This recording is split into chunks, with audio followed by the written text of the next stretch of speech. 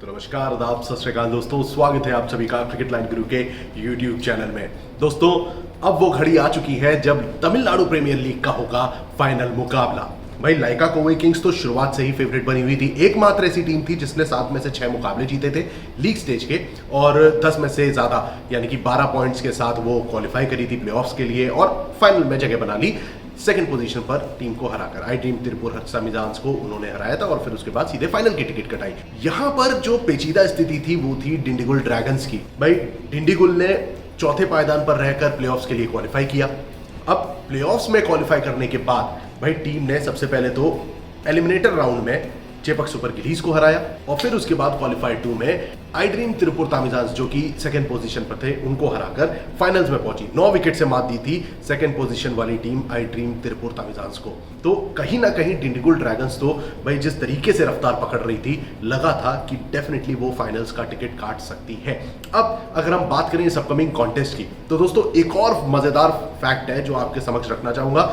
लाइका Kovai Kings मात्र एक मुकाबला हारी है। अगर आप शुरुआत से इनके मैचेस पे गौर करोगे तो इन्होंने लगातार पहले 4 मुकाबले जीते, फिर एक मैच हारी एंड देन उसके बाद अपने तीनों मैचेस जीते, जिसमें कि एक क्वालिफायर 1 भी शामिल था। एकमात्र जो मुकाबला हारी है वो था डिंडीगुल ड्रैगन्स के खिलाफ। यानी कि आप समझ सकते हो कि ये जो मैच है ये अभी भी डिंडीगुल की तरफ कितना भाई झुकाव रखता नजर आ रहा है, भले ही लाइका कोवे किंग्स शुरुआत से टॉप पे रही है। तो चलिए फटाफट से हम नजर डालते हैं आज के प्री मैच एनालिसिस में और देखते हैं कि भाई किस टीम का फाइनली अपर हैंड है, कौन सी टीम जीतने की प्रबल दावेदार है, वेन्यू कैसा है और प्रोबेबल प्लेइंग 11 की प्लेयर्स ऐसे कौन से हैं जिन पर हमको रखनी चाहिए नजर।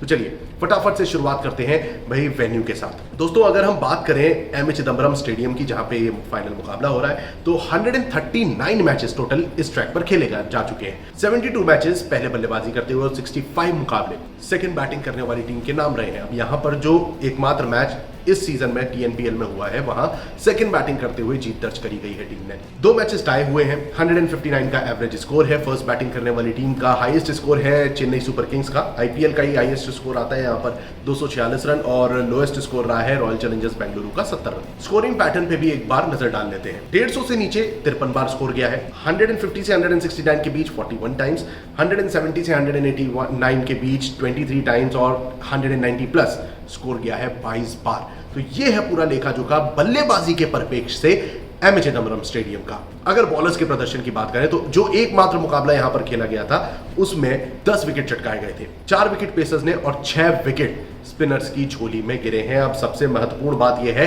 कि जो डिंडीगुल ड्रैगन्स है वो यहां पर ऑलरेडी मुकाबला खेल चुकी है। भाई, एम चिदम्बरम स्टेडियम पे 9 विकेट से तिरुपुर तामिजांस को हराया है, जो कि मैंने आपको पहले बताया था, वो एम चिदम्बरम स्टेडियम का मैदान था।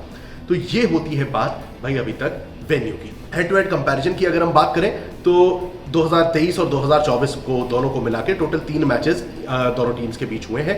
लाइका कोवे किंग्स ने 2 मुकाबले जीते हैं और डिंडीगुल ड्रैगन्स ने इस सीजन में एकमात्र मैच अपने नाम किया है। अब ऐसे में भाई हमारी प्रोबेबल प्लेइंग 11 क्या हो सकती है? कुछ चेंजेस क्या हमें देखने को मिलेंगे लाइका की तरफ से? जी हाँ, बिल्कुल देखने को मिल सकते हैं। भाई यहाँ पर एक बार फिर आपको अतीकुर रहमान प्लेइंग 11 में शामिल होते नजर आ सकते हैं। जी विग्नेश जो है, जीवी विग्नेश, ये इनकी और साथ ही साथ राम अरविंद, ये 2 खिलाड़ियों के बीच में शायद आपको चेंजेस हमें देखने को मिल सकते हैं। S Sujoy, Sai Sudharsan, Shahrukh Khan, U Mukhlesh, M Mohammad, साथ ही साथ यहाँ पर अतीकुर रहमान जैसे खिलाड़ी टीम में शामिल है। प्रोबेबल 11 आपके समक्ष स्क्रीन पे आ रही होगी। अब इस प्रोबेबल प्लेइंग 11 के की प्लेयर्स कौन से हैं, आइए उस पर गौर करते हैं। सबसे पहले तो अगर आपको बल्लेबाजों की बात करूं मैं तो साई सुदर्शन टीम के लिए सबसे महत्वपूर्ण खिलाड़ी हैं। इन्होंने 6 मैचेस में 224 रन बनाए हैं और स्ट्राइक रेट रहा है 155 का।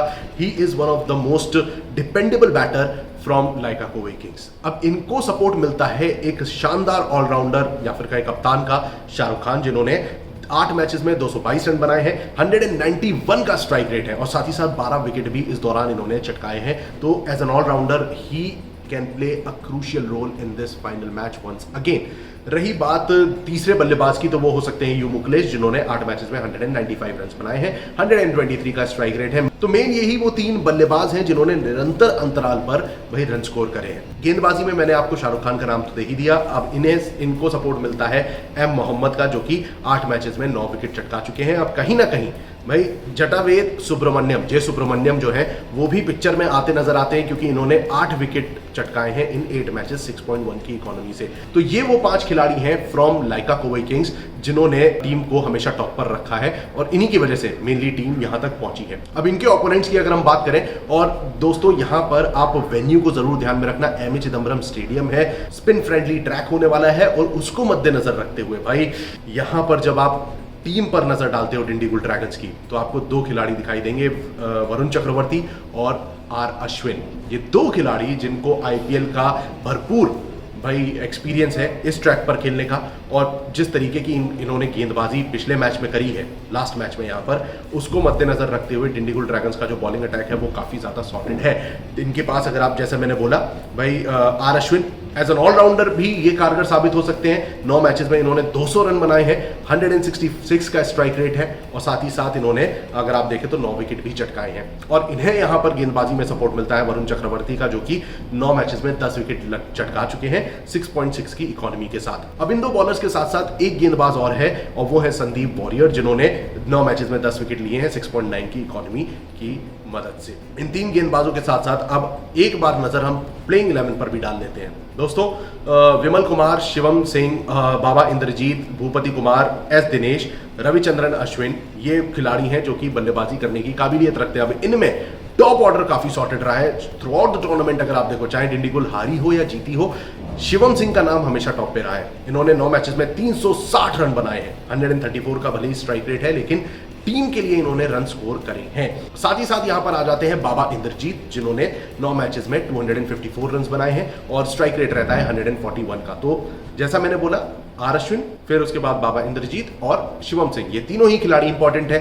अब एक नाम और मैंने आपको बोला था, वो थे विमल कुमार, जिनकी बल्लेबाजी में थोड़ी इनकंसिस्टेंसी जरूर रही है लेकिन इन्होंने रन स्कोर करके दिए हैं टीम के लिए। तो ओवरऑल जब बैटिंग और बॉलिंग की बात होती है तो कहीं ना कहीं अब जाकर डिंडीगुल ड्रैगन्स, जो कि मेहनत मशक्कत करती हुई यहां तक फाइनल तक पहुंची है, भाई जीतने की प्रबल दावेदारी भी पेश कर सकती है, because this is the only team जिसने लाइका कोवे किंग्स को हराया है।